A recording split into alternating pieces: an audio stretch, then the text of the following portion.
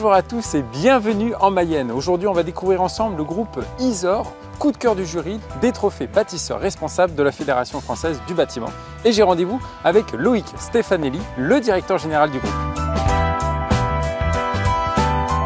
Félicitations Loïc pour ce prix, vous êtes le coup de cœur du jury. Merci et bienvenue en Mayenne tout d'abord, au siège d'Isor. Ce prix nous fait extrêmement plaisir puisqu'il récompense nos actions et nos engagements depuis plusieurs années. Le groupe Isor, acronyme de Isolation Réhabilitation, existe depuis plus de 30 ans. Nous sommes spécialistes dans l'isolation par l'extérieur. Nos cœurs de métier sont le bardage et l'embumeur sur l'isolant, mais nous avons aussi des activités complémentaires, d'étanchéité et de pose de menuiserie extérieure. Cette démarche RSE, elle est née à quel moment? Est-ce qu'il y a eu un élément un peu déclencheur? Alors, la démarche RSE et la préservation de l'environnement est dans nos têtes depuis de nombreuses années. Concrétisée en 2007 par la construction du siège, puisque nous avons un siège à énergie positive, donc qui était le premier bâtiment à énergie positive des Pays de Loire, Mayenne. Vous avez développé aussi un projet d'entreprise que vous avez développé ces dernières années, qui arrive bientôt à son terme. Alors, c'est le deuxième projet d'entreprise que nous avons réalisé, 2020-2025.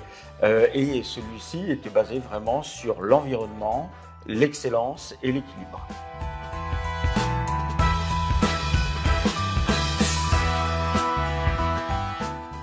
Franck, vous avez fait de l'environnement un des piliers importants de l'entreprise. Comment les activités que vous menez avec le groupe Isor, elles ont un impact positif sur justement cet environnement? Il y a encore quelques années, quand on parlait d'environnement dans le bâtiment, on parlait simplement du tri de déchets. Et c'est vrai que maintenant, on va beaucoup plus loin, notamment avec le calcul de l'empreinte carbone. L'empreinte carbone de la phase construction, mais surtout de la partie dépenses des consommations d'énergie.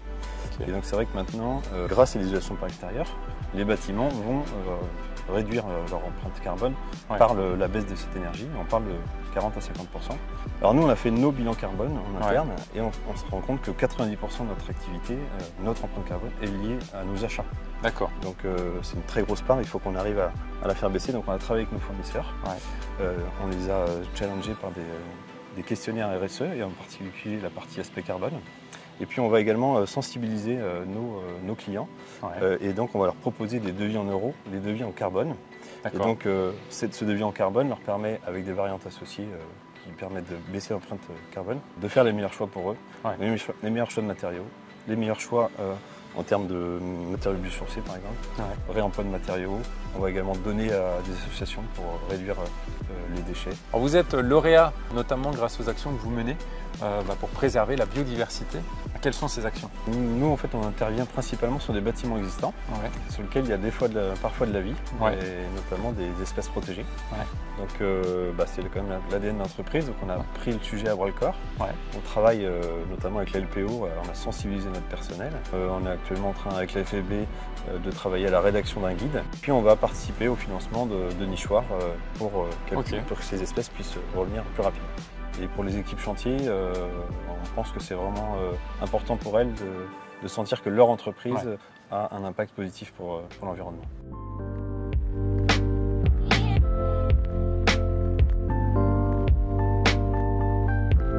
Nicolas, on se retrouve en plein cœur de Angers sur un de vos chantiers.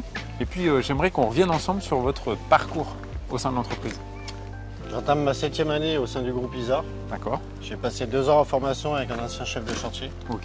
Et j'ai gravi les échelons un à un pour arriver en tant que chef de chantier à ce jour, avec l'appui de ma direction. Alors il y a un pilier important, un des 3 piliers importants de l'entreprise, c'est l'excellence. Qu'est-ce que vous mettez vous derrière cette notion-là?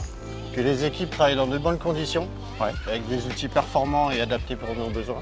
Et l'objectif principal reste quand même la fin de chantier, avec le client satisfait et l'objectif 0 réserve. Ok.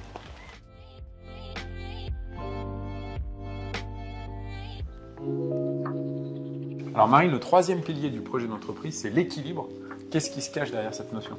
Alors l'équilibre chez Isor, ça passe à la fois par des relations saines et durables avec nos partenaires sous-traitants et fournisseurs. D'accord. Donc on a mis en place justement une charte de relations et de bonne conduite avec eux, que l'on intègre dans nos contrats. Et puis ça passe aussi par la transparence dans les objectifs et les résultats auprès de nos équipes. Donc pour ça, on a mis en place un ensemble d'outils de communication qui permettent de maintenir le lien avec les équipes malgré la distanciation géographique. Quand on parle de RSE, souvent on parle de QVT. C'est souvent un terme un petit peu galvaudé. Qu'est-ce que vous avez vraiment mis en place? Déjà, la QVT chez Isor, on la mesure. Donc, tous les ans, on adresse un questionnaire QVT à nos collaborateurs et ils doivent noter une quinzaine de thématiques en relation avec l'entreprise, telles que l'ambiance au travail, le management ou les moyens mis en place. Et donc, ça va nous permettre après de mettre en place une succession d'animations tout au long de l'année.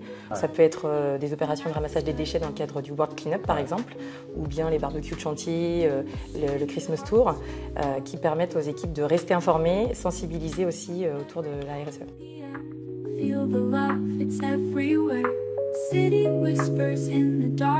Loïc, à travers la rencontre de Franck, de Nicolas, de Marine, j'ai pu mieux me rendre compte du projet que vous avez mené avec votre entreprise et comment le groupe Isor se projette sur l'avenir désormais. Aujourd'hui, le groupe Isor travaille sur son projet d'entreprise 2025-2030. Okay. Donc la RSE sera automatiquement au centre de ce projet. En numéro 1, on aura toujours l'accompagnement de nos collaborateurs dans leur évolution. C'est la force vive de l'entreprise.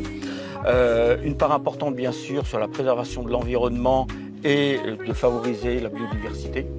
Et enfin, être ambassadeur auprès de nos partenaires, clients, architectes, dans la démarche RSE. Bonne continuation pour la suite. J'ai pris beaucoup de plaisir à rencontrer vos équipes. Merci Alex de votre venue, et puis à très bientôt.